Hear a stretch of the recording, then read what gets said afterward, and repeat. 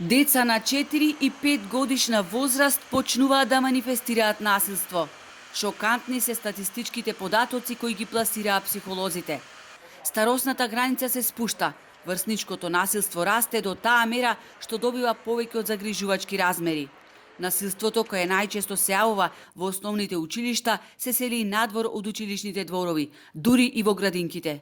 Полициските билтени се полни со инциденти, забележани се тепачки, каде ученици се изложени на говор на омраза и омаловажување. Експертите алармираат на итно координирано дејствување на институциите, училиштата и семејствата, оти децата буквално ги испуштивме од раце. Сите ние сме виновни, условно кажано, бидејќи секој на некој начин носи дел од нашата одговорност.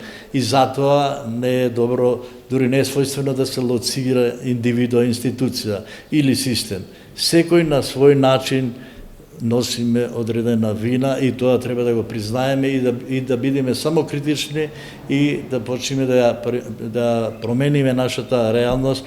Но она што е посебно важно, не смееме да бидеме неми кон ситуации кои што се случуваат.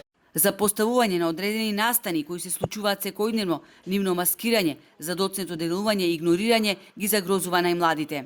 Таа триажа од родители, да кажам пред се, училиштето и пред се семејството, се повеќе гледаме дека во некои моменти се оддалечуваат родителите од децата.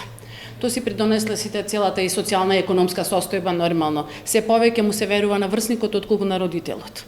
Ова работа не е изолирана, не е инцидентна и може да трае подолго време. Охридската полиција во период од година и пол регистрирала 47 кривични и прекршочни дела, сторени од 29 малолетни лица. Во однос на прекршоците регистрирани се 34 извршители, малолетни лица кои сториле 24 прекршочни дела.